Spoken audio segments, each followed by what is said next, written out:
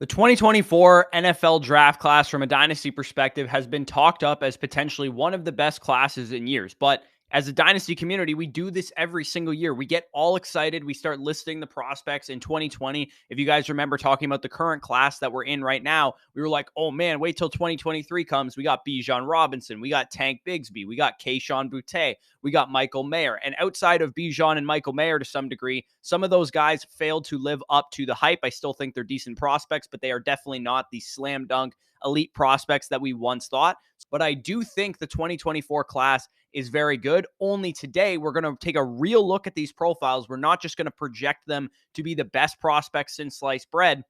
We're going to look at these sophomores, these freshmen, these juniors, as if they were coming out this year, and we're going to start to poke holes in their prospect profile. The same thing that happens every single year once we get them under the microscope during the NFL draft cycle. Nobody was talking about Bryce Young being too small this time last year. Nobody was talking about CJ Stroud not running the ball enough, or that Gibbs is too small, or that Addison is too small, or that Sean Tucker wasn't very elusive, or that Kayshon Boutte might be a knucklehead off the field this time last year. So today, I'm going to poke holes in all of the 2024 prospects and see if I can do that, because some of these prospects are very good, and I'm going to outline which prospects I do think are very good. This should help you guys determine, what prospects and what picks do we want in 2024 when it comes to 2023 rookie drafts. So if this is the first time you're checking out this channel, hit the subscribe button, leave a like down below as well if you enjoy, and comment down below, who do you think in 2024 is a great prospect? Who do you think is an overrated prospect? I will cover my thoughts in today's video. Now let's get right into it.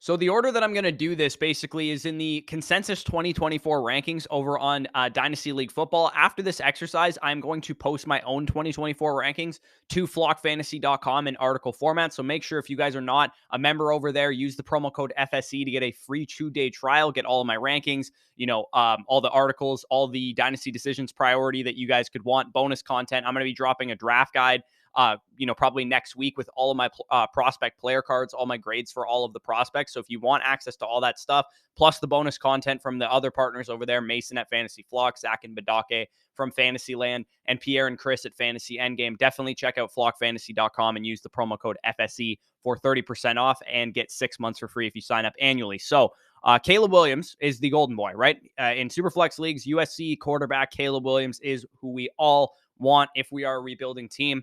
Now let's try and poke some holes in him, right? Let's see if he is exactly the prospect that we think, or if we're just projecting this guy forward. So this past year, he won the Heisman, right? Posting an 89.9 PFF passing grade, which was top 10 in the country. 42-5 touchdown to interception ratio as a true sophomore, 19-year-old quarterback. He's listed 6'1", between 210, 220 pounds, depending on the source. So it appears size won't be a strength for Caleb Williams. It's not going to be a weakness at 6'1", 210 or whatever, but he's not 6'6", Trevor Lawrence caliber of size prospect like we saw a couple years ago. But like I said, it's not going to be a weakness for him either. The next logical fantasy traits that I want to poke holes in or see if Caleb Williams has is, rushing ability, arm talent, things like that. Caleb Williams ranked 10th in the NCAA among quarterbacks with an 82.8 PFF rushing grade, rushing for 624 yards, 10 touchdowns, and 6.6 yards per carry. For what it's worth, that's pretty much better than all of the rushing profiles in this year's class, except for Anthony Richardson. So definitely looks like he is going to have some dual threat ability at the next level. 6% big time throw percentage as well. And I can tell you firsthand, because I watched Jordan Addison's tape at USC, my eyes were drawn to 13, man. Like, this guy has a live arm. It is not Mahomes caliber. I'm not going to say that, but he does have a very, very good arm. As long as he continues his develop, this dude is the Bijan of this class, right? And only instead of being a running back, he's going to be a quarterback. And that's going to be very, very valuable in Superflex formats, because the 101 in next year's class will probably be valued as a top 8, top 6 dynasty asset in startup leagues. I really did find only one blip on his profile. He ranked outside the top 25 quarterbacks this past year in both catchable target percentage and on-target pass percentage. So mechanically, might need to clean up some things from an accuracy perspective, but those numbers were still on par with Bryce Young and CJ Stroud of this year's class. So they're still pretty good, and they're still not going to be really an issue for him. So now let's get into the golden boy at wide receiver. So for those of you guys playing one quarterback leagues, this is the golden boy, the guy that you guys are probably tanking for at 101 in Ohio State's Marvin Harrison Jr. at 102 here in the Superflex rankings.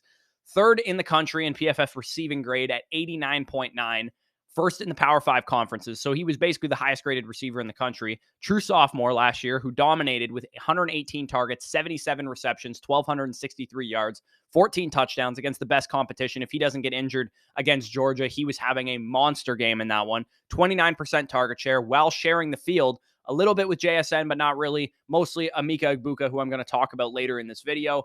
Marvin Harrison Jr. is listed 6'3", 200 pounds, roughly 210, depending on the source. Not at all the same body type as his Hall of Fame father, who played in the NFL with the Indianapolis Colts, who was a smaller receiver.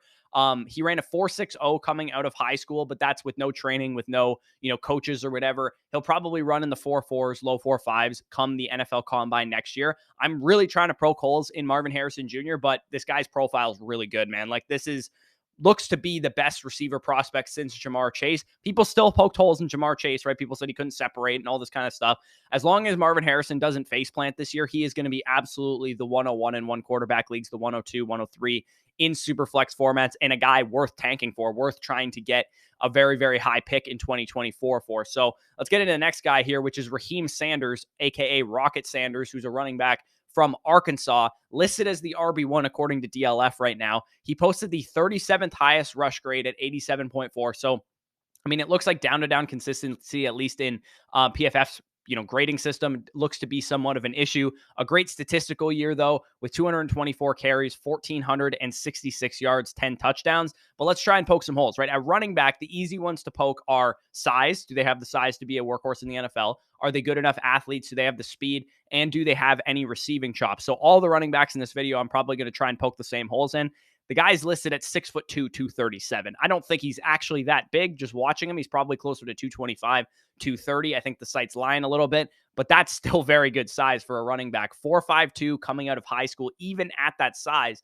Those are good combine numbers, right? If we weight adjust a 4.52 at 230 pounds, we're talking about like an 85th percentile number or better. So we're talking about a guy with legit weight-adjusted size, weight-adjusted speed, 8.7% target share with 31 targets, posting a lackluster 59 PFF receiving grade. So receiving efficiency is a little bit of a concern with Raheem Sanders, but the target share is a solid number. It's slightly better, actually, than Bijan Robinson's target share at 8.1%, and that number is actually in the 69th percentile. So not a great receiving profile, but definitely good given his size. This dude is not Bijan Robinson as a prospect, but guess what? If he has a monster year this year, he could be darn close to a very, very elite prospect at the top of drafts. So definitely has some holes in his game, definitely has to get better as a receiver.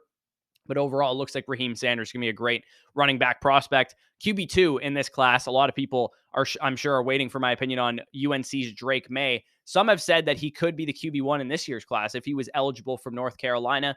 Is that true, though? Is he better than Bryce Young? Is he better than CJ Stroud? Let's try and poke some holes into Drake May. He's listed anywhere from 6'4" to 6'5", 210 to 220 pounds. So size is not a concern. In fact, it's a big time strength. I've heard, pro scouts compare him to Justin Herbert from like a size perspective. So definitely has the size to be an NFL quarterback. Ranked third in the NCAA last year with a 90.8 PFF passing grade. His accuracy numbers were actually better than Caleb Williams as well.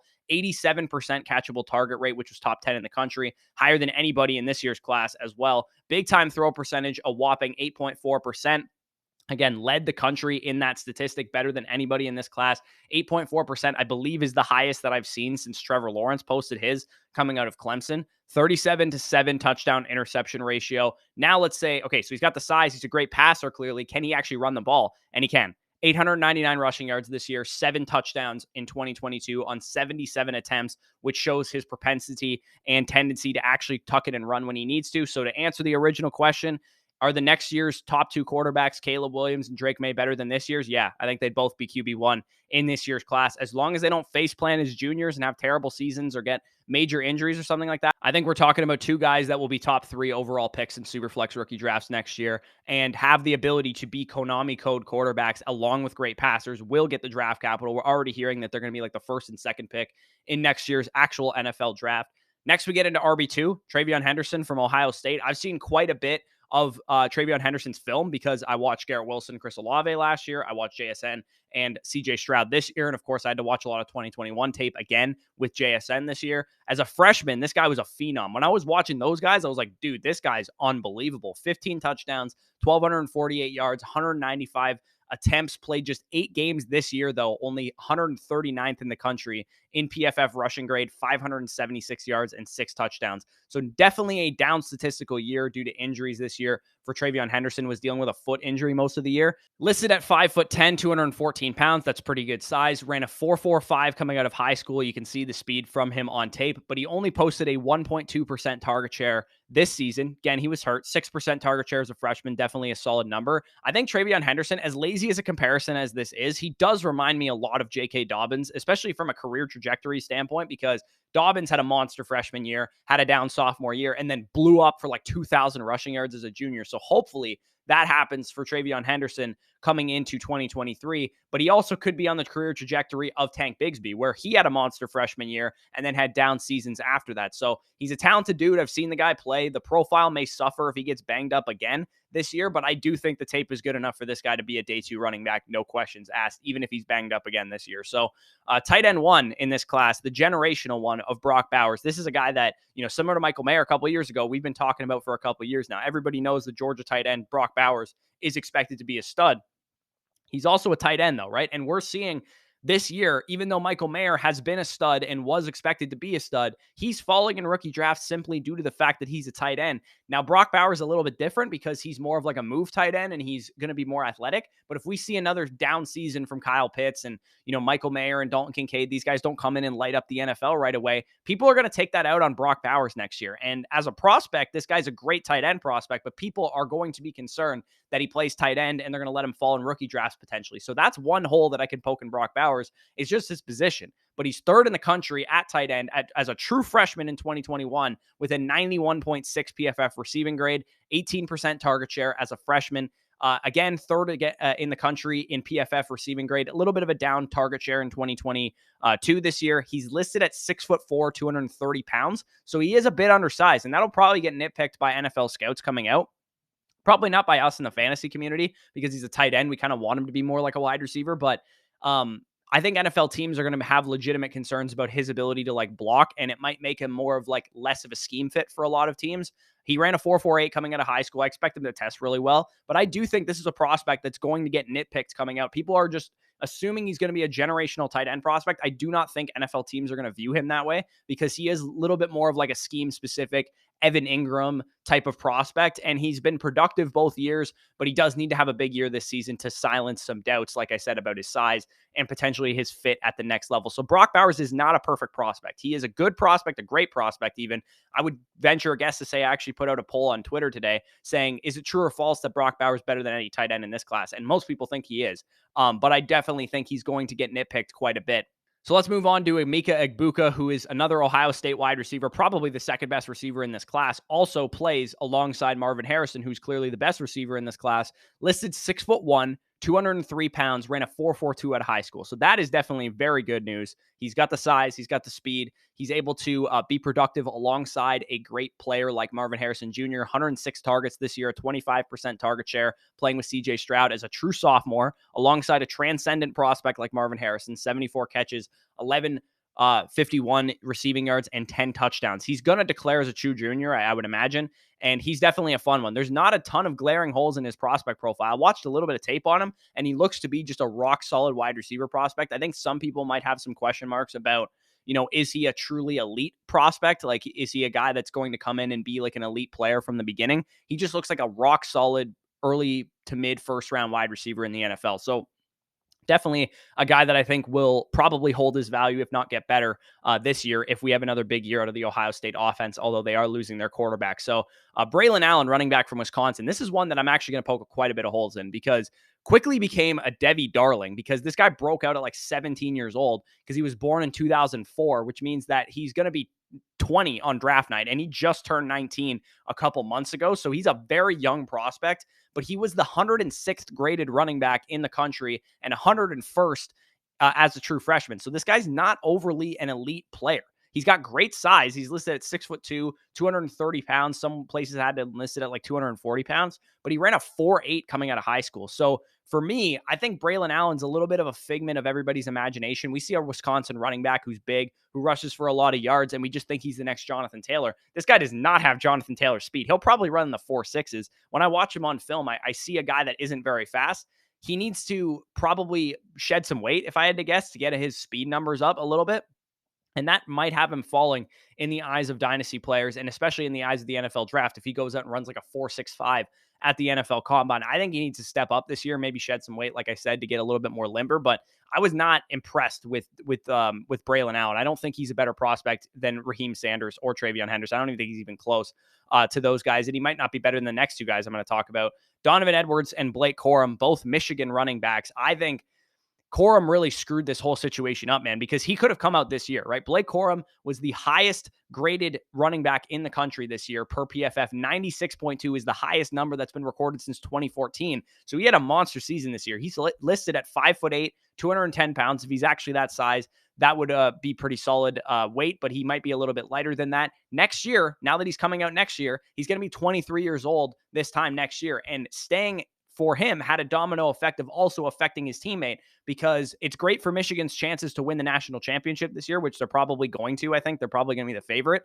But Donovan Edwards, who also was an exciting running back prospect for 2024, is going to get hampered now by the fact that Blake Corum stayed at school, because Donovan Edwards was listed at 6'1", 204 pounds. So not a good size profile. He's pretty long, a little bit light. He's been splitting time with Blake Corum most of his career, working on third down. He had a 24 target season this year, which was a 7.3% target share. So decent receiving profile. This move just hurts both of them, right? It hurts Blake Corum because I think he probably would have been a second round pick this year. And then we have size question marks about both guys. We have speed question marks about Blake Corum because he ran a 4.6 in high school. Donovan Edwards will have questions about his ability to command a workload because he's going to be splitting time yet again this year. And Corum likely won't have a ton of receiving work again this year with Donovan Edwards on the field. So it's good for real college football trying to win the national championship, but I don't think it's going to be good for either of their NFL futures. So the NFL teams tend to gravitate towards winning programs. So if Michigan wins the national championship this year, that would definitely help both of them. But I still think we had Blake Corum, who came out in this year's class, and Donovan Edwards in next year's class. They would have been much better off from a prospect profile standpoint. Now let's get into my Texas Longhorns, and I would love to poke some holes in some of these dudes, because I am not a huge believer in Quinn Ewers. Quinn Ewers right now is the favorite to be the quarterback 3 in this class, but he absolutely should not be, in my opinion. I want to see this guy even win the starting job for his own team against the prodigal son, Arch Manning, the nephew of Peyton and Eli. He looks like an NFL quarterback when you watch him because he's like 6'2", 200 pounds. But I don't think this dude has it. When I watched Quinn Ewers all season last year, I'm a Texas fan. I watched every game. 69th ranked quarterback in the NCAA, 14-6 touchdown interception ratio, 57.8 completion percentage, 5.7% big time throw percentage, which is a good number. He has a good arm for sure. But this guy is maddeningly inconsistent. He is not a guy that I would love to lead my NFL franchise. And I don't think Arch Manning will be like that because he's had the coaching of his uncles. I think he's going to be a lot more consistent, and the coaches will like that more. And it's possible that Ewers was affected by the injury last year, but I'm still of the mind that he was probably healthy by the end of the season. He played pretty terrible down the stretch. So I'd make a bold take this year that Quinn Ewers isn't even in the 2024 class. He'll probably get beat out for the starting job this year, transfer to a different school, and then come out in 2025, hopefully as a better starter. So that's my take on Quinn Ewers. I do not think, if you guys play in Devy leagues, do not invest in Quinn Ewers. I'm not excited about him. Xavier Worthy, also a Texas Longhorn, another freshman phenom type of profile here. 1,000 yards, 12 touchdowns, 30% target share at age 18 as a true freshman, which is why he's ranked this high for a lot of people. But this guy could not catch a cold last year, man. He was brutal hands, like a 52% catch percentage, 7 drops, and a lot of them were big ones, like game-tying touchdowns, go-ahead touchdowns against Alabama. I remember he dropped a long one. 30% target share as a freshman, though, 28.9% target share as a sophomore. Those are great numbers, right? Those are really good numbers for a collegiate wide receiver, and he suffered a ton from bad quarterback play. Like I said, Quinn Ewers was not good last year, nor was Hudson Card when he played. But also, when it comes to a prospect profile, we're going to have the same argument this year about Xavier Worthy as we're having in 2023 about Jordan Addison, because Xavier Worthy is small, man. He's 6'1", 164 pounds on UT's website. And I'd venture a guess to say his BMI is worse than Jordan Addison's is. At least he ran a 4.29 coming out of high school. So this dude's really, really fast, but he needs to step up this year. He needs to be, the next Devontae Smith, not the next Kayshon Boutte, because his freshman profile is on the same trajectory as Kayshon Boutte, only he needs to actually perform.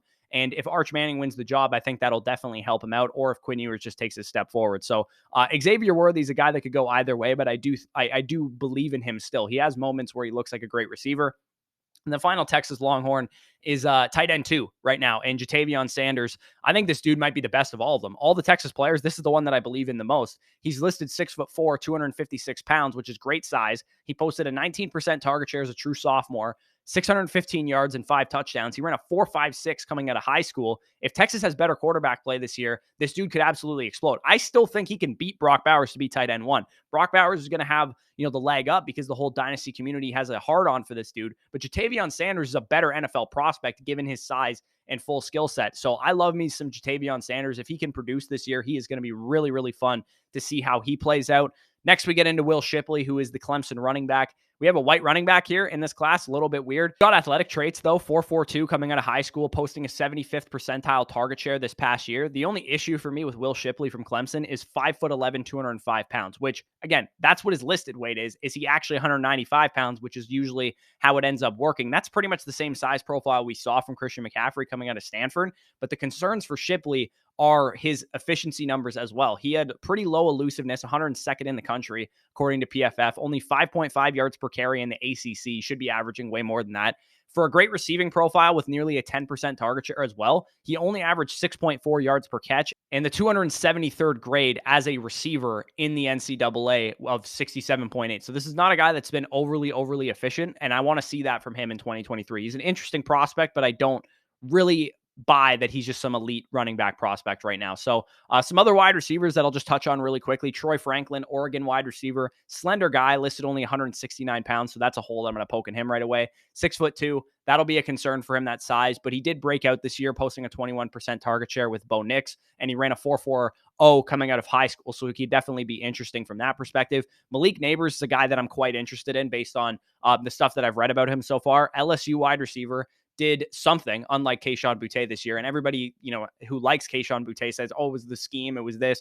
Malik Neighbors had no problem producing. He posted a 21% target share, 1,000 yards, 3 touchdowns on 100 targets. 19-year-old, 6'1", 188 pounds, pretty good size profile. True sophomore, ran a 4.47 coming out of high school. Hell of a start to his prospect profile. If he has a big step forward this year, he could be a really, really good prospect. And I'd be willing to bet on Neighbors to be wide receiver 3 in this class, even more so than Xavier Worthy right now.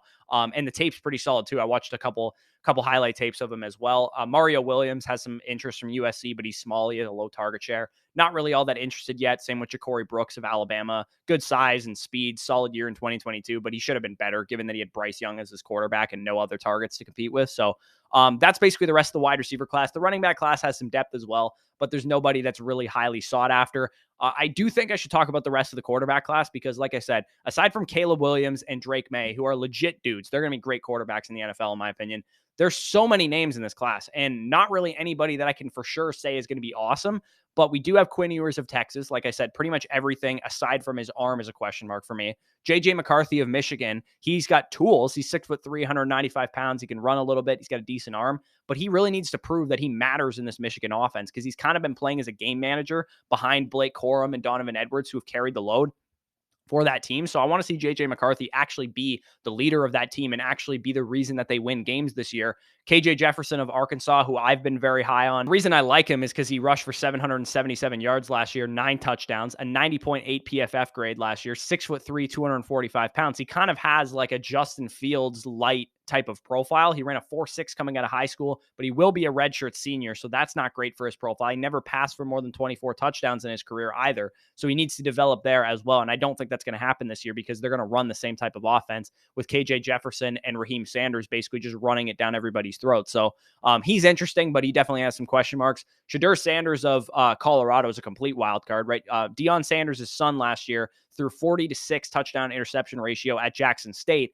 His dad is one of the fastest players in NFL history, so he's probably a good athlete. and now he plays in a Power 5 conference. Could be a huge riser next year, a guy that could potentially gain some Heisman contention as well. So Shadir Sanders is somebody I'm really interested in seeing how he plays out. Michael Penix Jr. of Washington has some good stats, 88.1 PFF passing grade, nearly 24 on draft day though. Next year, 6'3", 218 pounds. He's a 6th-year player going into next year. He really should have come out this year. 31-8 touchdown to interception ratio. So big time old for Michael Penix Jr. of Washington. But some teams and some NFL scouts seem to like him. And then there's like 3 guys who we thought we were like done and over with, who NFL draft scouts keep talking about. Bo Nix from Oregon, who previously played at Auburn, where he was terrible. South Carolina Spencer Rattler, who got beat out at Oklahoma by Caleb Williams. And now Oregon State quarterback DJ Uiagalelei, who was at Clemson initially, but probably stinks. So those guys seem to get some buzz, but they're probably not that good.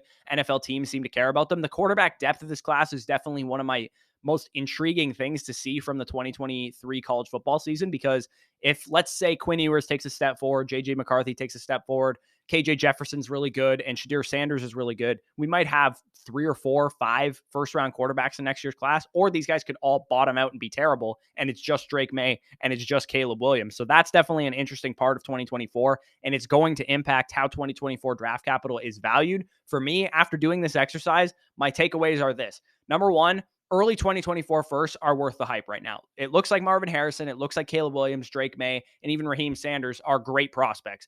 Middle of the first round picks, a little bit less excited about at the moment, because Travion Henderson, Brock Bowers, Mika Egbuka, some of these guys have some warts, and that makes me a little bit less that, I'm all in on this class. Even if you get a mid first out of it, they're going to be great. And the late first, I'm a little bit more concerned about now. If you guys are trading late 2024 first right now, I would venture a guess to say that we might be closer to the 2023 draft class in terms of the late first round picks than we are to like 2021, 2020, where you could get T. Higgins and Pittman Jr. and some of these guys in the late first round. So just, collecting 2024 first willy-nilly, thinking that it's always going to be a great player, not necessarily a guarantee. If you can give me an early to mid 2024 first, I think it's going to be a great player. But late 2024 first, I think it's trending more in the direction of it being like this year's class, where we're a little bit disappointed with the 2023 late first than it is like 2020 or 2021, where the late first was an awesome, honey hole for a bunch of great prospects. So that is my biggest takeaway. Again, I still believe in the 2024 class, but I'm a little bit more hesitant than I was going into this.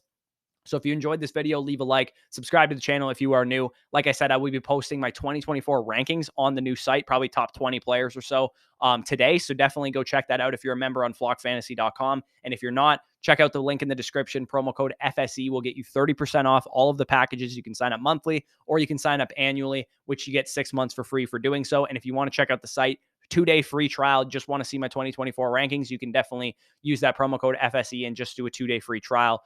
Check out all the value that's available on the site there as well. Like I said, I will be dropping a draft guide next week for all of the prospects that I've graded so far. So with that being said, peace out, and we'll talk to you soon.